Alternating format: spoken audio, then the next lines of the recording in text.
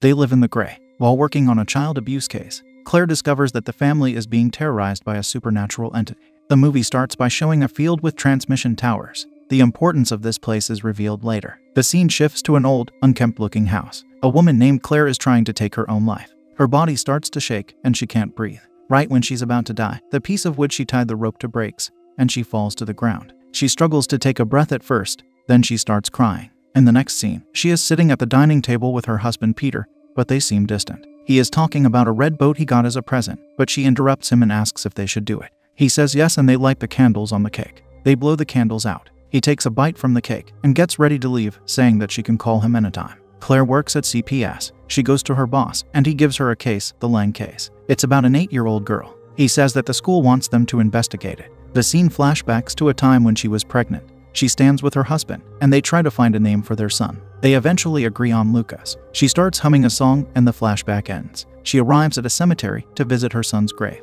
She puts her birthday gift on the headstone, along with the red boat her husband was talking about. Later, she is eating her dinner alone at the table. She hears a tumbling while she eats and lifts her head. She sees a man holding his throat with his hand at the other end of the table. He starts talking to her while she looks shocked. He disappears and appears on her side, and he holds her left hand. This leaves his handprints on her arm. She gets scared and runs away upstairs. She hides in the closet while the man keeps shouting at her with blood gushing out his throat. The next day, she checks the file her boss had given her. She visits the little girl's house. She starts asking questions to the family. She notices a scratch on Sophie's face and asks how it happened. Her mom, Audrey, tells her that she fell off her skateboard. Claire doesn't believe this alibi and asks the parents if she can talk to Sophie alone. She suggests that they play a game that she played with her son. They must tell 2 truths and a lie, and they must guess the lie. When it's Sophie's turn, she says that the scar didn't happen because she fell off the skateboard. Right after she says that, Claire sees a ghost in the house, blood coming out of the ghost's wrist. Sophie asks if she's okay,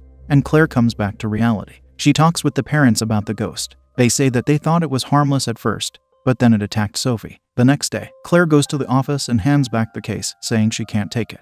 While going home, she stops at the side of the road, next to the field from the beginning of the movie. Claire has a flashback of her and her son, Lucas, sitting in the living room. They talk and decide to go out to eat. She goes to get her keys, and when she comes back, she sees an old lady in the living room. Claire stands there in shock, not able to move. The old lady starts to scream. Lucas calls for her mother, and she comes back to her senses. She rushes to the kitchen to take her pills, while Lucas comes and asks if she's okay. The flashback ends. While at work, she gets a call from Sophie's school. They ask her to come to the school immediately. She tells them that she handed the case back, but they say that her name is still in their files. She goes to her boss and asks to take the case back. She gets it and goes to the school. They go back to the family's house, and she talks to Sophie's mom. She asks her how she knew the ghost was a woman. Claire tells her that she sees things that people are not supposed to. Sophie is in her bedroom, looking at pictures. Suddenly, her bedroom door opens, and someone comes inside. She screams, and then she gets locked in the closet, while her toys get thrown around. Her mom barges into the room and starts yelling at the ghost. Later, Claire has a talk with her boss. He tells her to close the Lang case. He doesn't get what's taking her so long.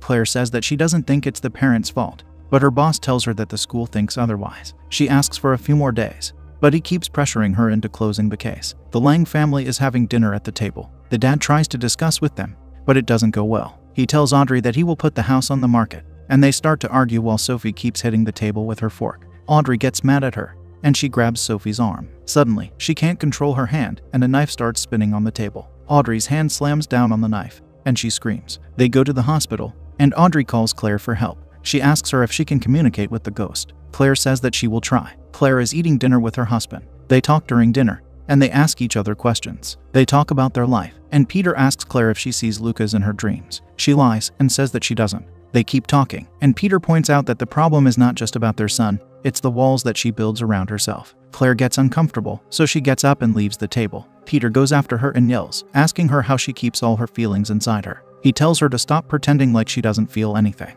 He asks her if she even wants him around, or if she wants a divorce. He tells her that he can't live in the gray with her anymore. Claire doesn't answer any of his questions, and tries to run away from him. Peter stops her, telling her that he thinks she is a coward. Claire admits that she is a coward, and that she killed their son. She tells him that she keeps playing all the scenarios in her head that could have happened that day. What would have happened if she didn't take those pills, and passed out? He asks her why she takes her pills anyway, but she doesn't answer. He says he might not be there anymore when she finally feels ready to talk about it and leaves. Claire goes to the Lang's house to try to communicate with the ghost. They sit in the living room. She closes her eyes, trying to concentrate, Then, she opens her eyes and goes upstairs. She enters a room and sees the ghost. The ghost gets up and goes to the bathroom. Claire follows her and sees her on the ground, with her wrists cut and blood all over her. Claire hesitantly tells her that she needs to go, and leaves Sophie alone. The ghost looks up, and suddenly stabs Claire in the head with the giant needle in her hand. Right then, we see her stabbing her husband in the same way. He falls to the ground, and she starts to choke him. The ghost also chokes Claire. She seems to have taken the man's place. Claire turns her head to the right, and sees a little boy laying on the side of the tub. She looks at the ghost again, and the ghost gets up and leaves her. Audrey and her husband rush to the bathroom. Claire passes out. Claire opens her eyes at the hospital and sees Peter waiting next to her. They talk for a while, and Peter leaves, saying that he will be outside if she needs anything. An old lady named Ada asks her if he is her husband and starts talking to her about her life. Ada tells her to stop pushing people out of her life and stop worrying about the things she can't change. She tells Claire about how she blamed herself when her husband killed himself. She talks about how long it took for her to accept it wasn't her fault. She gives Claire life lessons, which moves her deeply. Later in the night, Claire gets out of the restroom and walks around the hospital hallways. She turns a corner and sees a man's back standing in the middle of the hallway. She turns around and tries to get away from him quickly, but the man shows up in front of her. He starts screaming while a black liquid comes out of his mouth. Claire gets scared and runs away, not knowing where she is going. She enters a room and hears crying behind her. She turns around to see a woman covered in blood standing in the morgue. The woman asks Claire if she hears her baby crying. Claire, scared, slowly walks towards the door and runs out again. She finally enters her room and sees Ada's bed, untouched. Ada is standing on the side of Claire's bed. Ada tells her that she can finally walk. Claire realizes that she is dead too. Ada tells her how long she has been waiting there. Claire says that maybe she doesn't have to wait anymore. Maybe Ada has a choice. Ada smiles and agrees with her, and then she disappears. In the next scene, Claire is back at her house from the hospital. She listens to Lloyd's voicemail, saying that the school filed a formal complaint with the city and she has to close the Lang case immediately. Audrey is walking on the sidewalk. Her hair is messy, she has her apron on, and she is barefoot. She looks at her feet, sees blood, and realizes what she's doing. Later, she tells Claire about this event. They keep talking, and she starts to tell Claire how she and Giles met. She reveals that he was seeing another woman while she was pregnant with Sophie. She says that Giles loves his daughter so much that Sophie is the only reason he came back to her. Claire tells her how she lost her son. She tells Audrey that she took too many pills that day and passed out. Lucas decided to walk around alone, and he went missing for 3 days. They finally found him on the side of the field.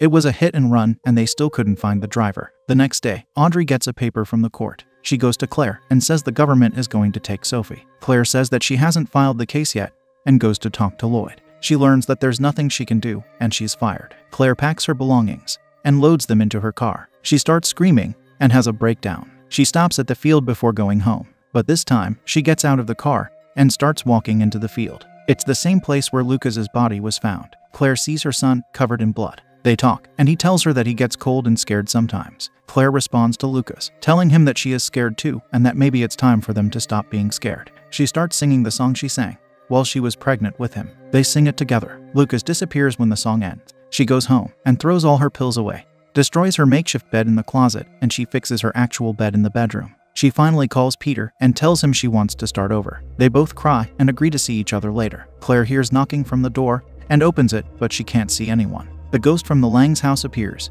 and shows Claire what has happened with her. She shows her that her husband choked her son. She killed him and then took her own life. Then she shows her that she was protecting Sophie from her mom this whole time. Claire goes to the Lang's house immediately. She sees the door open and walks inside. The ghost leads the way. She follows her and sees Audrey with a gun in her hand pointed toward her husband. Audrey admits to Giles that she had been hitting Sophie. She tells him that he took the only thing she has ever wanted in life away. In return, she is going to take the most important thing away from him and points the gun at Sophie. Claire tries to stop her, and they struggle. Audrey accidentally fires the gun and shoots Giles. She then gets mad at Claire and tries to go after her. They fight, and Audrey falls down the stairs. Claire checks if Sophie is okay and calls the police. She sees that Audrey is not at the bottom of the stairs anymore. She takes Sophie, and they carefully go downstairs. They run to the door, but right when they are about to open it, Audrey stabs Claire. Claire tells Sophie to run, and she fights with Audrey. Audrey stabs her again, and Claire asks the ghost for help. The ghost breaks Audrey's bones and kills her. Claire thanks her, and the police arrive. Peter and one other cop arrive at the house. The policemen take care of Sophie. Peter finds Claire on the kitchen floor. Claire and Peter go visit Luca's grave together. Claire apologizes to him for everything. He says that he understands now and asks her questions about her visions. He asks what they want, and Claire says that they need someone to help them. As time passes by, Claire continues to help them.